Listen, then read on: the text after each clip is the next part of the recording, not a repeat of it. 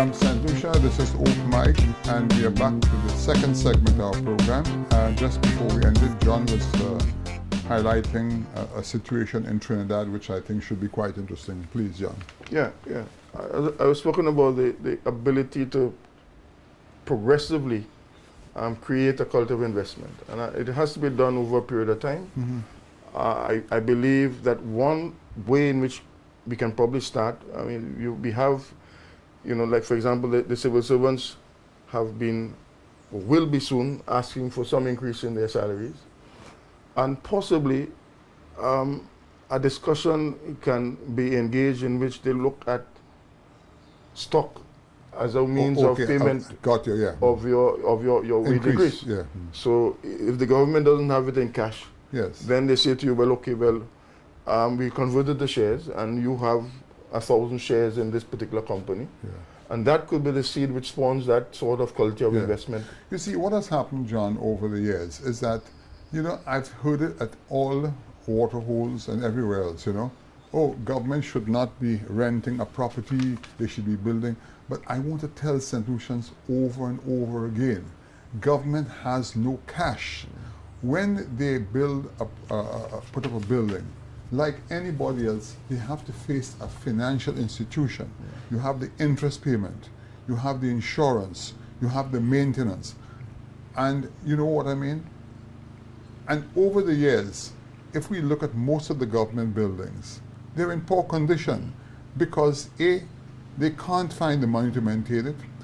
And as you rightly said earlier, they don't have a personal interest in it, so they don't understand the importance of maintenance. And when they do, and they have, say, a group of people who understand the maintenance, they look at it just as a job. I've been in the real estate business now for 50 years. It's not as easy as people think it is, because every time I pass around my buildings, and despite the fact that I have people working for me, what I see they don't see, I see some bit of wood rotting, I see some termites. I try to address it quickly because I know the long-term effect will be more costly. But the point you made is excellent, because most governments will say to you, look at me, and people will tell you, I want a piece of this rock, okay?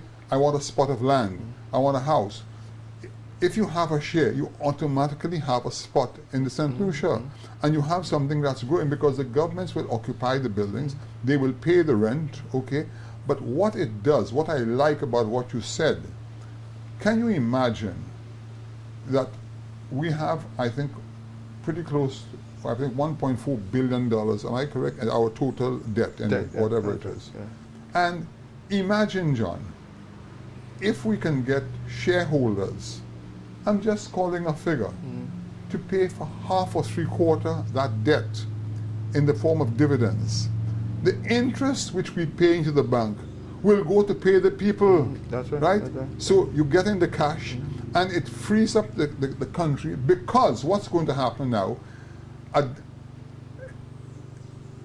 a business, an individual, or a country in debt over their heads is high risk. Consequently, any financial institution will penalize you by way of requesting higher interest rates. If I have a good track record and the bank knows that their money is safe, I can negotiate a better rate. And this is what government has to understand. Now, the other part which bothers me tremendously is the fact that they keep on borrowing more money all the time. Look, we just took another $150 million to put in a four-lane highway from Mega J's to up north. Some time ago, you brought that to my attention, the cost of buying lands to put in, to take from people. And then, what I'm saying... on that particular one, let me just comment on that, because I think it's important to make a comment on that particular one. I have said clearly, first of all, that if you're building a road from Shock to Grosley, let me preface it by first saying that the present Minister of Infrastructure has clearly indicated on record that he's not an engineer. Yes. He said that I clearly, heard him recently. I heard him. I've met him several occasions. He's a very intelligent gentleman. Yeah. I think to win 4 elections in concession in Says something. successive says something about his political capital. Significant.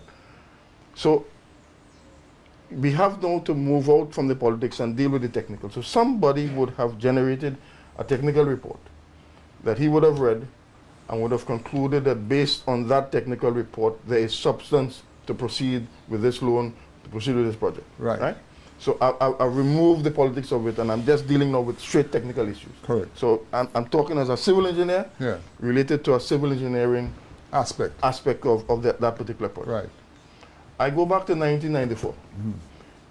1994, the Curative Fund came into St. Lucia after the Iraqi war, expressing their gratitude to the support that St. Lucia gave to the UN, in the UN, and said, look, we are willing to give grants, we're willing to give soft loans to you. I was chief engineer then. I met the then director general, he came in, I met the team that they came with, we discussed projects. We had no ready project. There was one little project that Osborne at the time had in the Ministry of Planning, which was to put a drain, a road over the Cashews River from Entrepot going into, down to Yes, the Castries. Miku Street, not Miku Street, Brazil Street. Brazil, yeah. I looked at it, in my opinion, it didn't make sense. Okay. Because it wasn't creating a significant impact upon the transportation network. We concluded that, look, it's best to look at a transportation study for the whole greater Cashews area, from the north to cul-de-sac, and let's see what is required as an intervention into your transportation sector. Right. I'm giving you history. The report looked at the section from Castries to Rosalie. Got you. It's amazing to hear the results. That report said that if you're dueling the highway, dual it from Shock to VG. Right. It also said that what you can do is create what they call a Cornish road, which would have gone from the back of Rendezvous, come out by the Castries Comprehensive School. Yes. So that all the businesses like MNC Home Depot would have filtered to the back Got you.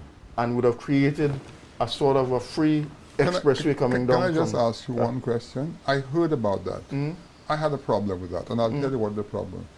It was what it was doing.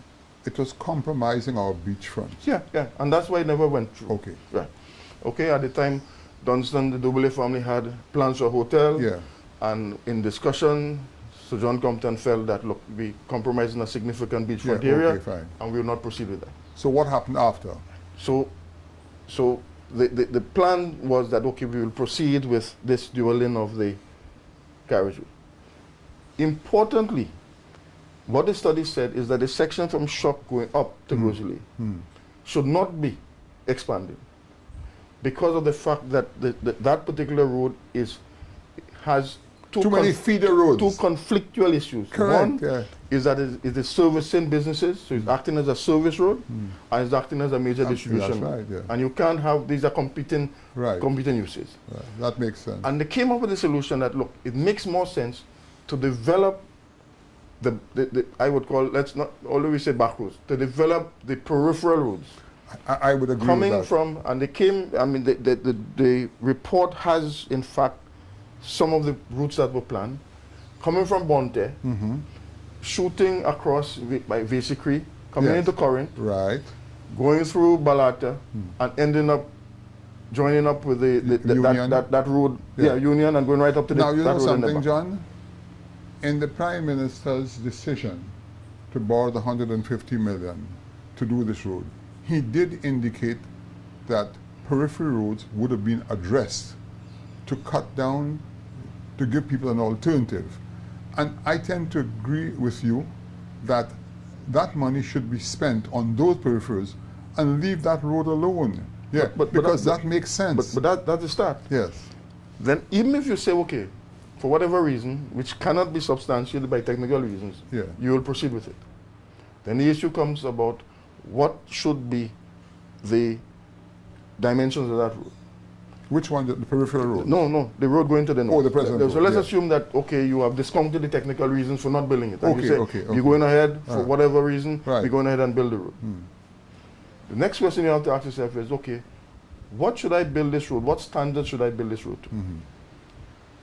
On that section that has been done now, from VG to Shock, VG to Shock, yeah. if any heavy vehicle is traveling that road, it comes down into a one lane. Yeah, that's right, yeah. Right? If That's you travel about it, behind any truck, it has happened any to me, container yeah. traffic, Yeah, you realize that this road is really built as a single lane road for heavy goods vehicles. okay. Okay? So the present lanes that have been placed on that section of the road are inadequate. Yeah, So let's assume that when you leave Shock and you're going up to the north, you find that the heavy goods vehicles can stay within that lane width. It means, therefore, by simple logic, that the lanes that presently exist on the Grizzly Highway are adequate yes, in terms of servicing a highway. right. Then take in your mind now, take those 2 lanes, put another 2 lanes, put a median, put 2 shoulders, and then in your mind begin to conceive the level of land acquisition that is required from Shock to Rosalie. And look at the buildings. Glass Motors goes, Computer World goes, Miranda Head Building goes, Galaxy goes, Sunbill goes on one side. I just stayed on one side, Yeah, right? okay. Yeah, yeah.